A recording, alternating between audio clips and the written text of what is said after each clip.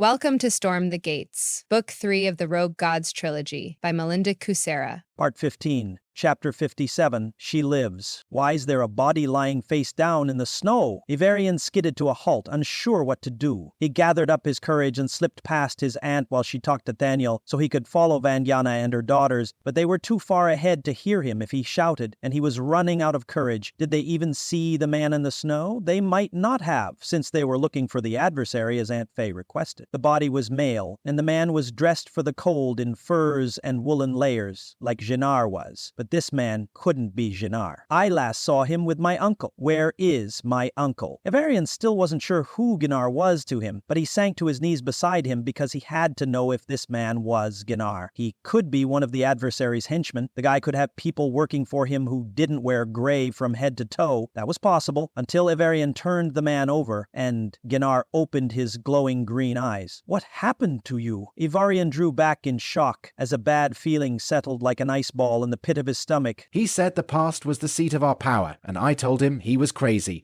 but he insisted. I think he found a way to bring those days back, Gennar said as his eyes fluttered, like he was fighting to stay conscious. The he could only be one person, Uncle Hitheglair. That jerk was up to his old tricks again. Anger boiled within Ivarian. Haven't I suffered enough because of him? Apparently not. What does my uncle plan to do? Ivarian clenched his fists. He still needed to pay his uncle back for his part in Rosalie's demise. He wants to resurrect an old dead timeline and plug it into the present, thus restoring it and giving it a future. But that will wipe out the current timeline and replace it with the old one, and erase any future this timeline has. Except for those green eyes, he looked like a tan version of Uncle Hitheglair. Are we related? Now wasn't the time to ask. If there was a later, he'd ask then. But that was in doubt now. What will happen to all the people on this timeline? Ivarian asked, even though he could guess. It probably wouldn't be anything good. Nothing his uncle had done since kidnapping him had been at all good. So why would he do the right thing now? They'll disappear because their ancestors don't exist on that old timeline. Only the Creator can change the timeline without destroying the lives tied to it. Your uncle is mad to try. He could destroy us all. Gennar tried to sit up, but he winced and lay back in the snow. How do I stop him? Ivarian asked. But what could he do against his uncle? The guy could teleport, and he couldn't. I don't know, but your mother might know. Gennar closed his eyes. Where is he now? Ivarian hoped he wouldn't say it the dead, timeline reviving it. I'm right here. Uncle Hitheglair said as light flared behind him, probably from a teleportation spell. Is what he said true, or are you trying to restore an old timeline? So you can do what? Relive your glory days? Is that worth so much that you would risk your nieces and nephews and your son? Ivarian faced his uncle. You don't understand, but that's not your fault because you didn't live it. You don't know what power we once held. Uncle Hitheglair raised his hands to the sky like he was calling those days to him. You don't deserve to get them back. Ivarian shoved his uncle, but his hands went right through the man's chest. Why not? Everything I'd done I did for you and your siblings and your cousins. You're half the man you would have been in the old days, and that pains me right here. Uncle Hitheglair rested a hand on his heart like he felt anything at all aside from a fierce desire to bring his plans to fruition. You ruined my life. I lost everything because of your plans. Ivarian tried to shove him again, but this time he put all his frustration and anger into it. It's only temporary.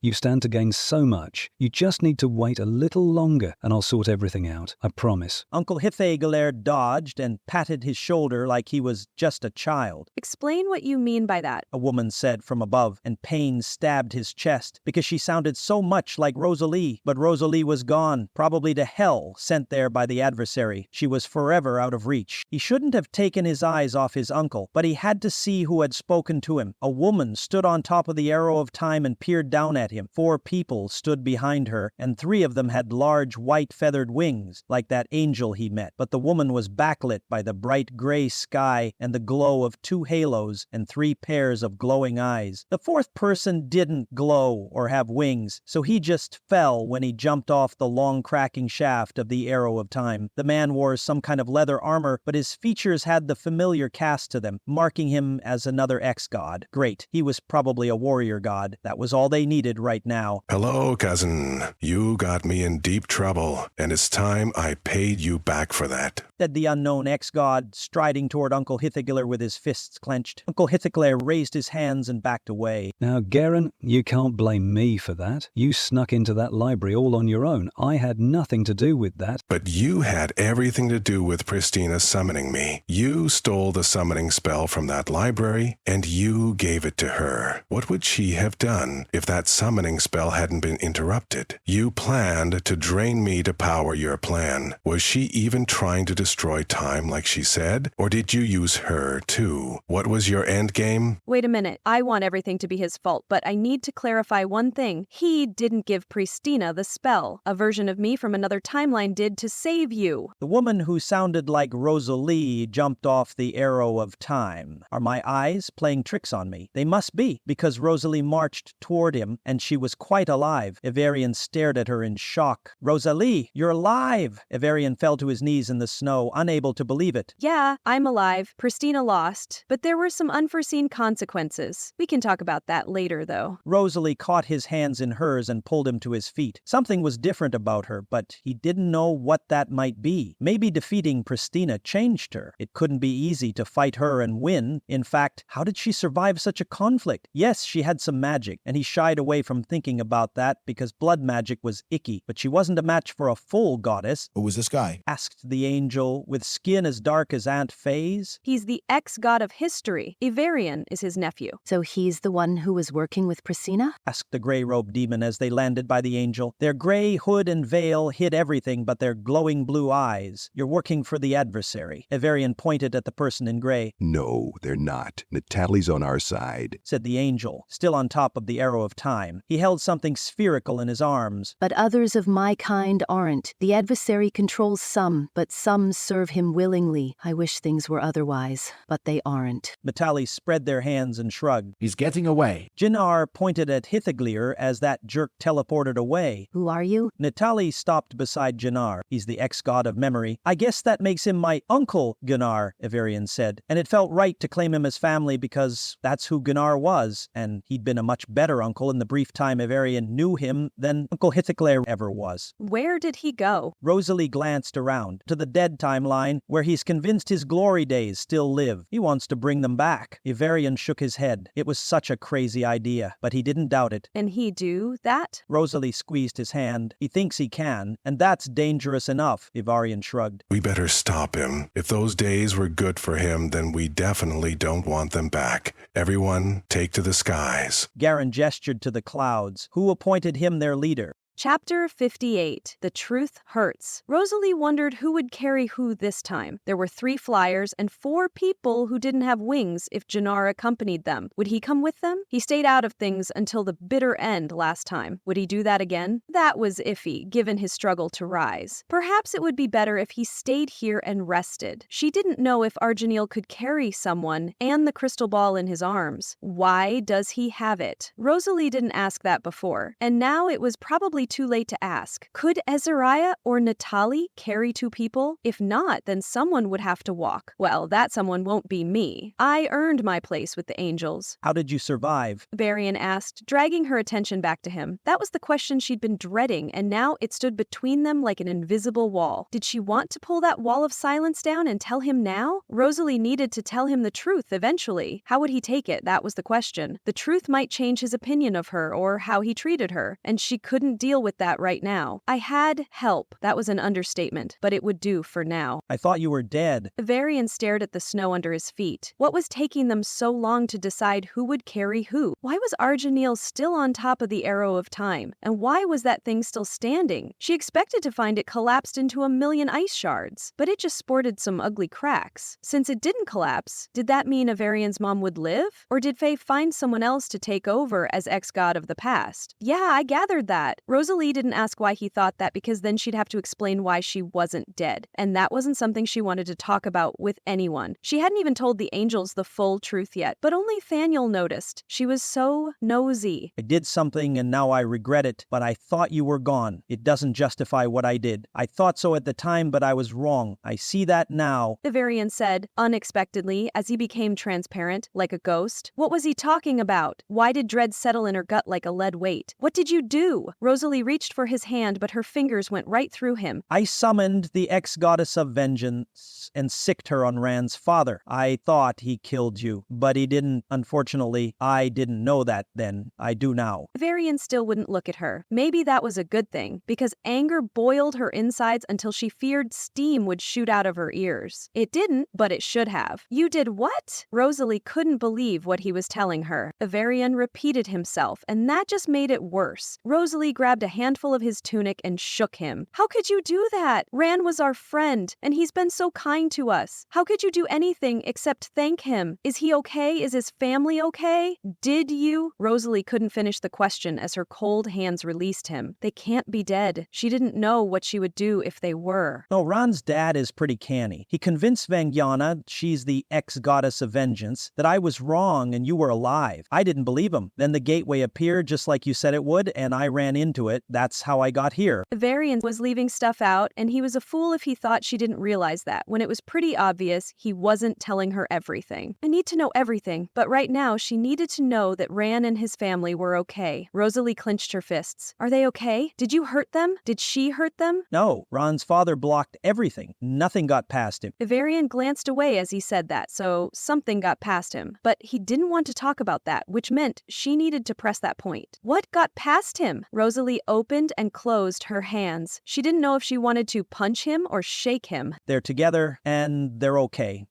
That's all you need to know. Ivarian turned and walked away. Oh no, he didn't. Rosalie followed him. What does that mean? Is Rand with his uncle or his father? He's with them both, and his aunt too. They're all fine. Ivarian didn't turn around. She was there. Rosalie only met Saren's sister Sovan once, but in that one meeting, it was pretty clear she was very fond of her nephew. Yeah, remind me never to anger her. She's really strong. Ivarian shivered. Rosalie relaxed a little. Rand was okay, and so was his family, until she could check on them and make sure. She'd have to believe Ivarian and hope he was telling her the truth. It hurt to think that he would lie or edit the truth, but she wasn't telling him the whole truth about herself either, so could she really expect total honesty from him? We need to go. Are you two coming with us, or are you going to stay here and argue? Natalie asked from behind them. Yes, I'm coming. Rosalie didn't know what Ivarian would do, and she wouldn't speak for him either. He could make his own decisions. Besides, she could use a little space after hearing this. Why would he summon a goddess of vengeance? That was just crazy. What was there to get vengeance on? The only person he should have called that on was Pristina. Why did he call it on Rand's family? Because he was still jealous of Rand. She remembered that conversation in the library with startling clarity. How many times do I have to tell him that Rand is like the brother I never had? Liking him romantically would be weird, especially since Mom has a giant crush on his father. Rosalie put all thoughts of that far away. It was just too weird to contemplate because there might be a timeline out there where her mom and his father got married. If they could stop time from completely collapsing under its own weight, then maybe that could still happen. Part of her wanted that so much it hurt. Are you okay? Natalie asked as they wrapped an arm around her. No, everything is just awful. Rosalie spilled everything about Ivarian as the Versati flapped their wings and flew them deeper into the tundra. Natalie didn't offer any advice, just a listening ear, and that was all Rosalie needed. She glanced behind her to see if Avarian had come with them, but she didn't see him. Arjaniel carried the crystal ball the same as before, and Azariah carried Guerren, but he didn't look happy about that. Avarian must have stayed behind, and she was glad because it would give her time to digest everything he'd told her. This isn't like him. He wasn't this jealous before we stopped Priscina. What changed? Rosalie couldn't think of anything until she remembered seeing a copy of Ivarian from another timeline in the Haven. She glanced over her shoulder again, but she couldn't see Ivarian anymore. Was he the same Ivarian she'd traveled back in time with? How could she find out? You should go after them. Sir Jannar said after Rosalie disappeared with the angels and Natalie. They don't want me around. Ivarian paced and tried not to look through his transparent feet. I'm nothing but trouble. You don't know that. Uncle Jannar struggled to sit up and finally managed it. I don't deserve to fight alongside alongside literal angels. Ivarian searched the sky for Rosalie. The angels were beautiful too, more so than he'd ever be. He didn't blame her for flying off with them. They didn't disappoint her. Only I did that. Didn't hear them say that, so that's just your opinion. They offered to take you with them, but you declined. Don't ascribe your insecurities to them. What are you saying? Ivarian crouched beside his uncle. They aren't time walkers, but you are. They'll need your help to stop my brother. Uncle Gunnar tried to catch his hands, but his fingers went through Ivarian's hands, so he settled for catching his gaze instead. What about you? Ivarian didn't want to admit that Uncle Genar was right, but the man was. Who said I wasn't coming with you because I didn't. How often do you get to fight beside angels? This is a once-in-a-lifetime opportunity, and I don't plan to miss it. Help me up. Uncle Genar extended his hands. But how can we help? They left us behind. Ivarian reached for his hands, and they solidified as he grasped them. Uncle Genar shrugged. I'll just teleport us to them. I can make a person a destination, you know, but I'll slide us over a little so we don't flatten your girlfriend. Uncle Genar winked. She's not my girlfriend, and after what I told her, I don't think she'll ever be mine. Ivarian blinked away a stray tear. Worry about that later. If you help save the world, that might change her mind. After all, everyone loves a hero. Uncle Genar planted his feet to rise. What if it doesn't change your mind? Ivarian pulled Genar up. Then she isn't the one for you. Besides, you're way too young to be thinking about this. Wait until you're at least 500 years old to look for a mate. Uncle Genar staggered. Why that long? Ivarian threw an arm around his waist to steady him. Because forever is even longer. You owe it to your future mate to know yourself before you get to know her. 500 years, give or take, is about long enough for that. Uncle Genar patted his shoulder as the world whited out.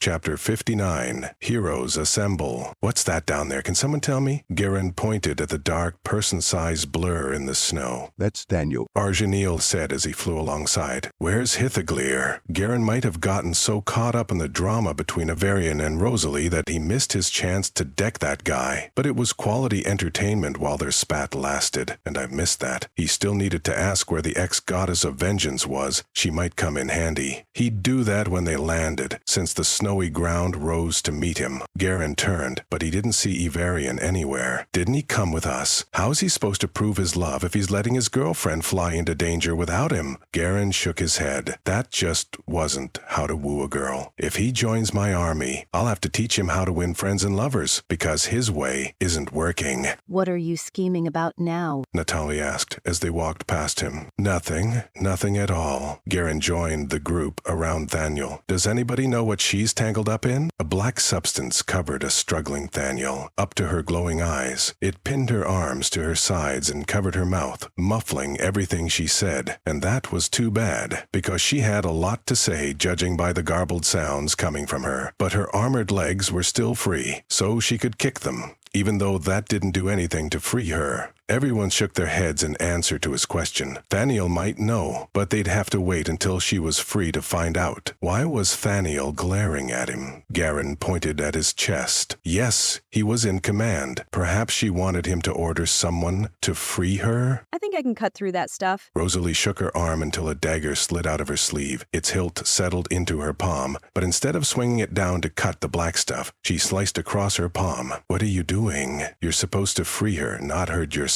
Guerren pointed at the blood welling up from her palm. I am freeing her. Watch closely if you don't believe me. Rosalie stared at her bloody palm, and the blood shot upward into spikes, then collapsed. Yes, but that doesn't look sanitary. Guerren shivered at her control over her own blood. That just wasn't natural. Who cares if it frees her? Izariah said, but Guerren didn't care what he thought, since that angel was only there for Arjaniel. Do you have to cut yourself? Guerren couldn't help but ask when Rosalie slashed her palm open again. Didn't she have any other magic? That's how blood magic works. Rosalie forced her blood to form spikes again. This time, they didn't collapse. Let her do her thing. Natalie pulled him away as Rosalie dropped into a crouch and slashed those blood spikes across the black stuff imprisoning Thaniel. The black thing must be as creeped out by blood magic as he was, because it screamed as it jumped off Thaniel and extruded tentacles as it ran away. Well, that was weird. weird. Natalie let go of his arm. That's an understatement if I've ever heard one. Rosalie forced the blood to reverse course and return to the cut as it closed. Guerren wanted to look away, but he just couldn't do it. How could she manipulate her own blood like that without getting the creeps? His skin crawled just looking at it. Thanks for freeing me. Nothing I did could get that stuff off me. Nathaniel rose and dusted snow off her armor. Hey, Guerren, where's your army? It's right here. Guerren waved his arms around to indicate the group. Who knew that the army I needed was the friends I made along the way? He grinned and turned so we couldn't see what Rosalie was doing anymore. You've been waiting to say that, haven't you? Danielle pressed her lips together and her shoulders shook like she was trying to stifle laughter. The nerve of her to laugh at his hard-won revelation. Maybe, now that you're free, we can go stop the bad guys. Do you know where Hithaclear went? Guerren still didn't see anything except snow. If he's the guy with white hair that hit me in the back of the head, then he went that way with the Adversary quite a while ago, and I don't think I have to tell you they're up to no good. So we should get over there and stop whatever they're doing. Daniel pointed away from where they just came from. Did anybody figure out what exactly he's doing? I tried to get him to talk, but that didn't work. He didn't want to talk about his plans. According to someone I thought was my friend, he's trying to restart a dead timeline with help from the ex-god of history. Rosalie said as she stared at her hands, and she sounded quite bitter about that. So that's who the guy with the long name is. Daniel kicked some large clumps of snow. Perhaps she had some frustration to take out on it. I don't remember seeing him, but I wasn't paying attention to anything besides that black stuff. How do we stop the Adversary this time? And can we do it in a way so that we don't have to stop another one of his plans after this? I need a break from his shenanigans. Natalie walked over to Rosalie and the too quiet Arginil. A loud boom startled Guerren, and he might have jumped a few feet into the air in surprise, but he wasn't the only one surprised by the loud noise and the avalanche sliding toward them. Where did all that snow come from? There were no mountains anywhere in sight. Last he checked, snow couldn't pile up like that and hurtle toward something. It was supposed to just lie there and make everything cold. So what was pushing the snow? Because its momentum wasn't created by rolling downhill, since there were no hills. This wasn't a natural occurrence, and it was rushing toward him at a fast clip, probably too fast for him to outrun it, even if he hadn't spent so much time running away from things since sneaking into that damn library. Fly, you fools, and don't forget to take me with you. Guerren waved his arms over his head to get the angels' attention. They were all just standing there, frowning at the avalanche like they'd never seen anything like it before. To be fair, they probably hadn't. Heaven was a tropical island. None of them could stop it since they didn't have elemental magic, so flying away from it was the only viable plan right now. What is that? Arginil pointed at the tons of snow and ice speeding toward them. We can discuss what it is after we get out of its way. Guerren shoved Arginil to get him moving and earned a glare from Azariah. Since he didn't spontaneously combust or break apart or anything like that, Guerren ignored his glare. Let Azariah be annoyed. Not everyone could take a direct hit from a wall of ice and snow and survive the experience. Arginil probably could, though, since he was an angel. Give me your hand. Daniel said as a chilly wind blew past him. Guerren raised his hand as ordered and she clasped his forearm. He copied her as she lifted him off the ground. Thank you.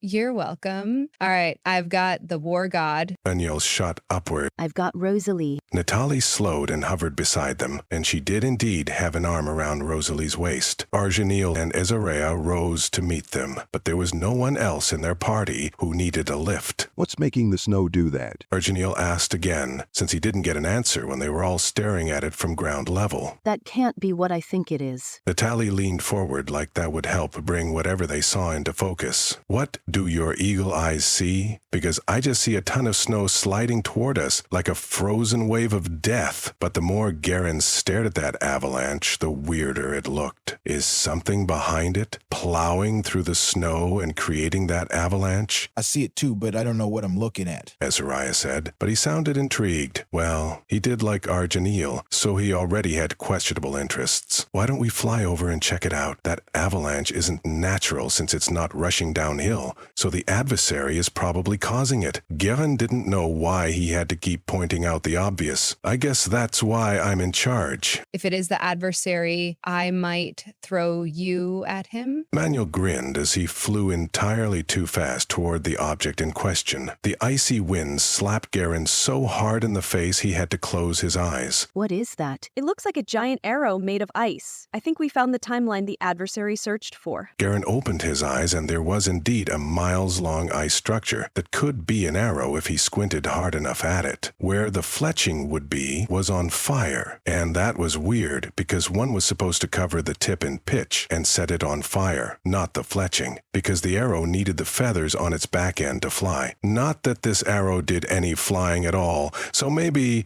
it didn't matter. The arrow slid around in a pool of darkness generated by the adversary, of course, as he flew beside the arrow that dwarfed him. How the hell is he doing that? Guerren stared at him, but he didn't see anything different. Maybe the adversary could do that the whole time? I tried my best to avoid him, so who knows? Where's Hithagler? I know he's down there somewhere. Guerren scanned the iced arrow's long shaft. Where could he be? Hithagler was too much of a coward to be at the tip of the arrow. So where was he hiding? He's down there. Rosalie pointed at the section where the ice shaft flared out into an arrowhead. What's he doing? Moving it, I think. Ivarian could generate ice, and his cousin could do more than that. Rosalie hugged herself, like she was cold or sad about the way things turned out with her demigod boy toy. He wasn't right for her anyway. Guerren could tell that right away, just from his one meeting with the guy. Rosalie needs a man who'd jump into danger like me or Azariah, or even Arginil if she wants another brooding boy on her arm. If she was flexible on the boy thing, then Daniel or Natali would be great choices. Both were tough and loyal. A bright light shone behind them, pulling him out of his thoughts, and that was probably a good thing, since he was thinking like his matchmaking sister, the ex-goddess of love. I haven't seen her in a while. I should look her up after this is over. After all, there's a thin line between love and hate, and wars brought out both in people. What's generating that light? Rosalie shaded her eyes. Are we under attack? Not unless we pissed off another ex-god, because that light's from a teleportation spell. Guerren waved off their concern. Are you sure about that? Nathaniel glared at him like she thought he might lie about something like that. Yeah, when you've seen it as many times as I have, it's hard to mistake it for anything else. Only a few of the ex-gods, like Faye in particular, add special effects to their transportation spells. But she does it to show off. Guerren shrugged. Faye might be mad that he gave away that little tidbit about her, but it was the truth. She could teleport without the flames because her ability to move about at will was tied to her nature as an ex-goddess, not her fire magic. The light faded, and two bodies dropped, because gravity was merciless today, and it grabbed hold of the two men before Guerren could identify them as friend or foe. Someone had better catch them. I'll do it. Azariah said as he pulled his wings in and dropped like a stone. To help. Rosalie, will you hold this for me? Arginil tossed the crystal ball at her. Yes? Rosalie said, but she wasn't expecting him to chuck a ball the size of her head at her before she replied, so she fumbled it. I've got it. Guerren snatched it out of the air and had to hold it with both hands because it was a heavy ball. Rosalie is the key, said a voice in his head, but clearly he hallucinated that. It was all the stress and constant running eroding the edges of his sanity. Some rest and a long vacation after they defeated the adversary would fix that.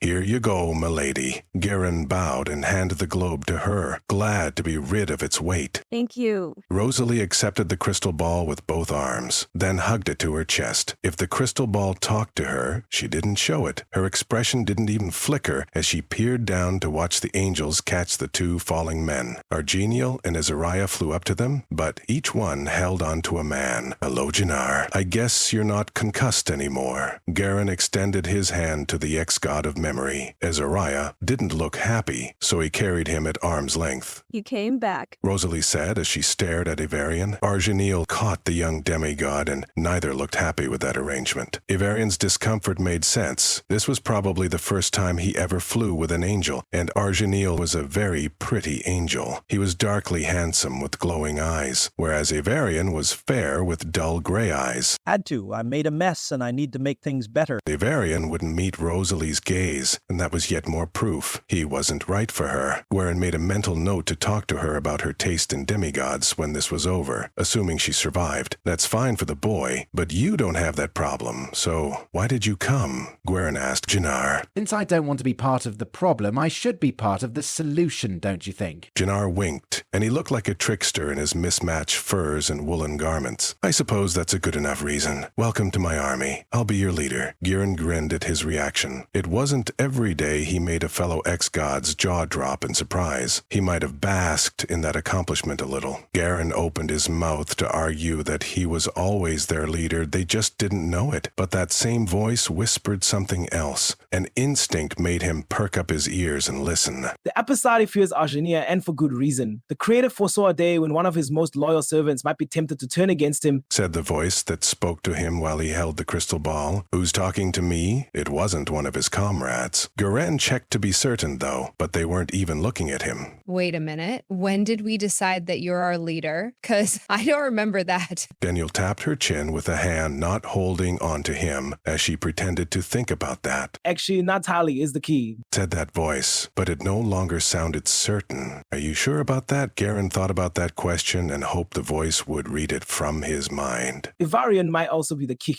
said the voice, and that answered his question all right. The disembodied voice wasn't sure of anything. Is that your final answer? Guerren waited for a reply. Why don't we just let him be the leader? Natalie said, but their shoulders shook like they were trying to suppress laughter. If the laughter was at someone else's expense, the Bersati could laugh all they wanted. But that might go to his head. Vanir pulled him to the right a moment before a black blob sailed past. The Adversary finally noticed their arrival. Do any of us really want to lead right now? Natalie dodged a black blob, too. I do, and you'll all be happy to know that while you were arguing, I came up with a brilliant plan to save us all. Guerren did no such thing, but they didn't need to know that. Since no one else volunteered, he was their leader by unanimous decision. Okay, fine. You can lead us into a glorious battle against the oldest and most powerful villain to ever exist. So, what's your plan to stop him, oh great leader? Danielle looked at him like she expected him to tell her about this non-existent plan, but that just wasn't his style. Maybe it was the touch of the Holy Spirit or his restored powers pointing out the obvious next step, but a plan formed in his mind when he opened his mouth. You, Argeniel, and Azariah do whatever you have to do to distract the Adversary. He's got to be the one making that giant ice sculpture move. Make it stop. What about me? Rosalie stared at him like she was trying to send a message mind to mind. Since he had absolutely no mind magic whatsoever, all that staring probably just made her eyes hurt. You, Avarian, and Jannar take on Hithaglir and stop whatever he's doing to the giant ice sculpture. Between the four of us, that should be no problem. I don't think he even knows how to fight. What about me? Natalie didn't look at him because they were watching the angels. You help whoever needs it. Hey, Daniel, toss me at my cousin. It's time for a rematch. Guerren mimed punching him. Then let's go. I'm tired of all the talking. Daniel dropped from the sky and let go of his arm the instant the sliding ice sculpture appeared below them. Guerren landed on it, but his boots found no footholds, so he slid off the side. This sucks. Why do we have to fight on ice? There was no way around that, so he generated flames from his hands and melted two handholds on the side of the arrow. It was more square than round because it wasn't a real arrow. I got my power back, so does that mean I can teleport again? He hadn't tried since the Holy Spirit returned his powers, but now was an awesome time to try. Since he didn't fancy climbing back up to the top of the arrow, Guerren pictured the flat top of the ice sculpture, and light surrounded him as the teleportation spell embraced him like an old friend. To the top, on the double, my good spell. When the light faded, he stood on the ice again, but this time he didn't slide off it because he pictured a part of it that was rough enough not to be insanely slippery because some idiot melted giant glyphs into the ice. Why would someone do that? Oh no,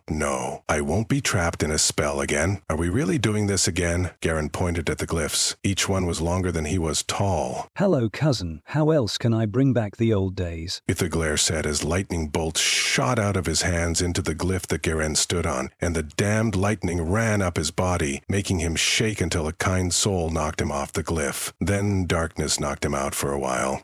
Chapter 60. Read the glyphs. Argenil studied the giant piece of ice that looked like a speeding arrow. Something about it tickled his gift, and the book of names flipped its pages, searching for a match even though it wasn't a book anymore, just a part of him again. Maybe he'd always think of it as a book on a mental shelf. That wasn't a bad thing, was it? I hope not, since my mind is my library now. And that just shoved a nail through his heart until he remembered Azariah saying he would build him a new library. Wait a minute. When did we decide that you're our leader? Because I don't remember that. Daniel said, but that was a silly question. Obviously, Guerren wanted to be in charge. She glanced at him like she thought he might challenge that, but Argenil shook his head. Could he lead them? Yes, but he preferred to do his own thing. Besides, she was just teasing Guerren, and the war god was a fool if he didn't see that. Thaniel didn't want to be in charge any more than he did let Guerren believe he was in charge. I don't need anyone to give me orders. All this teamwork stuff is new to me, but it was also nice having angels he could trust on his side. He just wished they didn't come with ex-gods and their baggage, though. So now he was stuck carrying around a demigod who summoned a powerful member of his parents' pantheon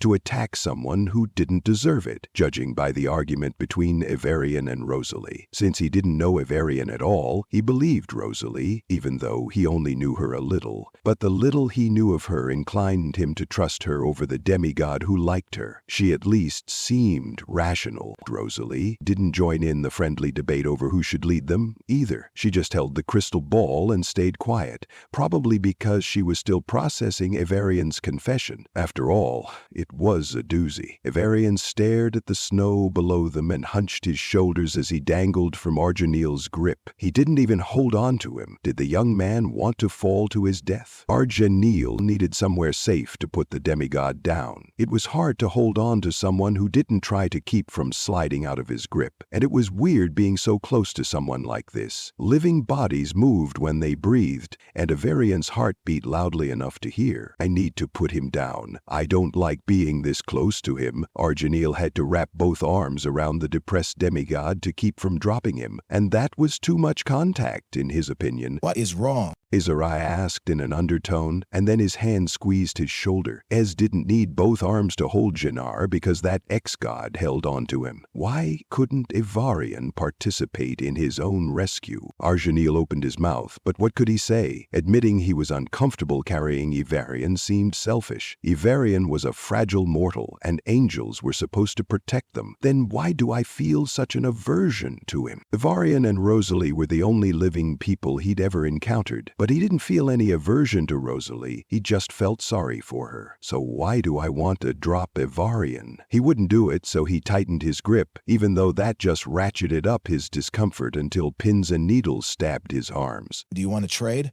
Azariah looked at him with concern. He probably guessed the source of his unease. Maybe it was a normal reaction? Am I that transparent? Argenil didn't know if he liked that or not. Do I really want to keep secrets from him? A resounding no welled up from deep inside him. Yes and no. This is the first time you've been close to someone whose flesh and spirit are so enmeshed that only death can split them. You feel his mortality, and it's always jarring for us after we spend any time in heaven, but you get used to it. Azariah wrapped his hand around Ivarian's arm. Here, give him to me. And you take Jannar. He's immortal, but not in the same way we are, so he's closer to what we are than his nephew is. You, Argenil, and Azariah, do whatever you have to do to distract the adversary. He's got to be the one making that giant ice sculpture move. Make it stop. Guerren said, so they must have decided he was the leader, and he made the only logical decision. No one else could take on the adversary except them. That won't be necessary. Thank you, good angels, for catching us, but it's time we dealt with a family matter. Jannar extended his hand to his nephew. Come on, lad. Let's put the blame where it belongs and pay my brother back for all he put you through. Ivarian finally blinked and looked at them. Something flashed in his eyes, hopefully not jealousy. Rosalie was a nice, formerly mortal girl, but that's all. I don't think I've even looked at her more than once since catching Ivarian, and that was to make sure she still had the shoe stone. I hope all humans aren't like this. Arjanil tried really hard not to roll his eyes. This was so ridiculous. You're right, Uncle, let's go. Ivarian straightened his spine so he wasn't a limp noodle in his arms and caught his uncle's hand. They vanished in a bright flash a moment later, and Ivarian's weight disappeared. Good riddance. Will they be okay? Rosalie adjusted her grip on the shoe stone. Arjanil tried to squash the relief flooding him. I'm not being fair. Out loud he said, I think so, but I'll wish them good luck in case. And he meant that. He didn't wish any ill on them. Is that better? Azariah squeezed his shoulder again. Yeah, let's go help Thaniel. Arjanil didn't see her, and that was a bad sign. She probably flew off while he was dealing with Ivarian and his uncle. Good plan. Vitali said she still hovered beside them. She still hung on to Rosalie. Something flickered in his peripheral vision. Wait. Arjanil extended both arms and caught Azariah and Natali, holding them back as light snaked across the giant arrow made of ice, lighting up multiple glyphs, all carved in a line. What are those symbols? Are they another spell? Can anyone read them? Yes, I can read them. Give me a moment. I need to see them from the right angle. Arjanil grabbed the book of names off his metal bookshelf and flipped on his gift to see the truth of things. What does it say? Azariah slipped an arm around his waist. Why would no one give him a moment? Reading the glyphs wasn't easy since they were inexpertly carved and not all were lit up. Arjanil let go of his friends and spun to follow the trail of glyphs leading into the icy tundra. Azariah stayed close to him and kept his arm in place. Perhaps he was jealous of Ivarian. What a thought. Arjanil shoved that out of mind. Azariah had nothing to worry about. Arjanil squinted at the symbols and they changed to letters in the angelic script he could read. Well, I don't know how much time we have. Can you tell us what you read so far? Natale elbowed him when he didn't answer fast enough. Fine, but there's more going that way. I saw something before, but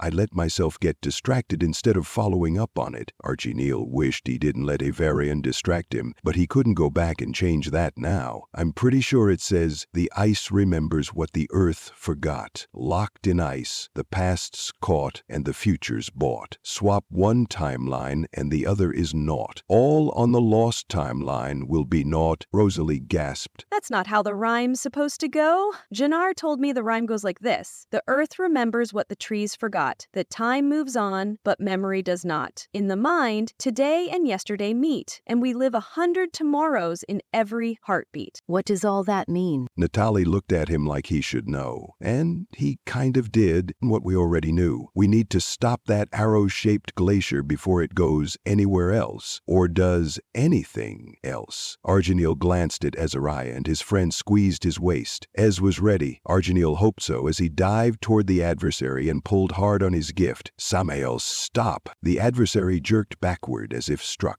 but the black substance stopped flowing from his hands and the glacier stopped too. So that was a win. Arjanil couldn't hold him for long. The adversary struggled against his hold, and no amount of firming his will could keep that creep from breaking out of his control. Then Thaniel slammed into the adversary's back and punched him as she tried to topple him. Azariah plowed into the devil's side, but he just ripped them off him and threw them aside like they were nothing more than minor inconveniences. The ground shook and a loud boom sounded. Something must have exploded, but it must not have been far away because a shockwave shot through the tundra, throwing snow and ice into the air. It hit them like a wall of pure force and knocked Arjanil down. Layla must have destroyed the gateway. Good job. Daniel said from where she lay in the snow. Thankfully, the shockwave knocked the adversary down too, and he blinked like he was also stunned. Good. That meant the shockwave wasn't his doing. Tanya pounced on the adversary while he was down and pinned his wrists to the snowy ground. Arjanil landed in the snow nearby and lost track of Azariah as he reeled from the blow. Where is he? Arjanil spotted Ez a few feet away as his friend rose unsteadily and staggered over to fall on the adversary and help the Nile pin him down. Don't look into his eyes and don't let his palms face you, or he'll shoot that dark stuff at you that Rosalie cut me out of. Danielle shouted as she struggled to hold on to the adversary's right arm. Got it. Azariah worked to pin his left arm as the adversary tried to kick them. Arjanil, it's Layla. Layla said in his mind. Don't fight him. That's what he wants, but that will just draw things out. In a straight fight, you'll lose. Anyway, just keep him pinned down. You need to destroy that glacier. As long as it exists, he could draw power from it. I cut him off from his power base in hell. Do you understand what I'm telling you? Arjanil nodded nodded, then remembered she couldn't see that. Yes, I understand. How did you cut him off from his power in hell? That he needed to know. It claimed me, and now I'm its protector. I don't want him using its power for evil, so no power for him, but he's still got all his angelic gifts, and that's more than you have. Layla was nothing if not direct, but she was wrong, too. Without that extra power boost from the source she locked the adversary out of, that devil should be just as susceptible to the power of his voice as any other fallen angel. The adversary you made yourself, but you're not my enemy. You're just like all the others who fell. Argeniel rose and shouted all the adversary's names,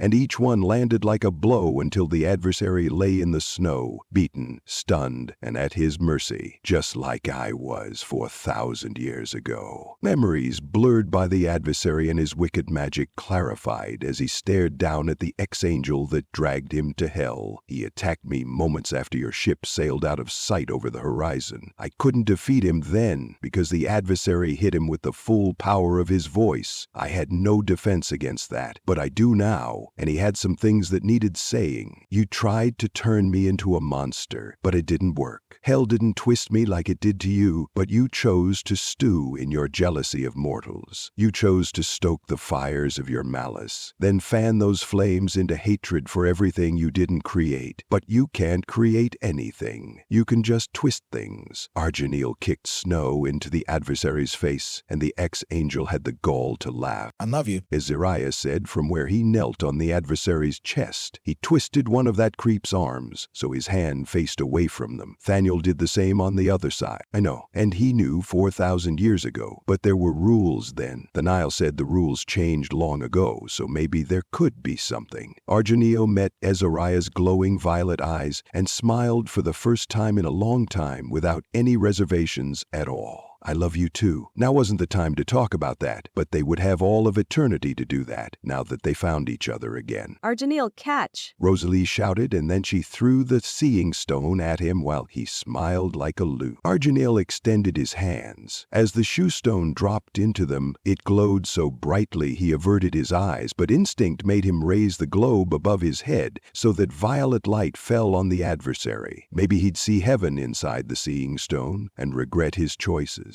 It was never too late to repent. What's it doing? Natali landed beside him. The light is so beautiful. The Versati dropped to their knees in the snow, and a gold glow gathered around their hooded head like the beginnings of a halo. That was a welcome sight, since Natali proved beyond a doubt that they belonged in heaven as much as he did. Natali noticed the glow, since the snow reflected it back at them, and they raised their hands in wonder as their eyes switched from a pink glow to violet. Oh my, this is unexpected. You earned it. Daniel grinned, and she would have punched the sky if she wasn't busy pinning the struggling adversary. Where's Rosalie? Argeniel scanned the sky for a falling woman, but he didn't see her. Think she's not here. She probably went to help Ivarian and Jinar. Guerren said as he joined them. That is pretty. Does the crystal ball do anything other than glow? He extended his hand to poke it. In answer to his question, the shoe stone hummed like a tuning fork, searching for the right resonant frequency. Guerren retracted his hand. He's right. Rosalie teleported over to surprise them. Don't just stand there. Pin his leg so he can't kick us. Daniel shouted, but her shout ended in a scream, and Argeniel joined her when the time crystal inside him drilled through his chest. Samiao, stop! Argeniel shouted again, and the time crystal stopped trying to shoot out of his chest. The humming within the seeing stone grew louder as it rose through the octaves. Maybe if he'd spent more time in heaven recently, then he would have recognized the choirs of angels' voices sooner, before an ear-splitting high note shot out of the seeing stone. No. The adversary shouted. He opened his mouth and sang a single note to counter the seeing stone and create dissonance, but the choir of angels sang louder to drown him out. Thunder clapped, and it echoed as the glacier vibrated. Cracks appeared along the tip of the arrow, which was all they could see from ground level, since it was maybe a dozen feet away.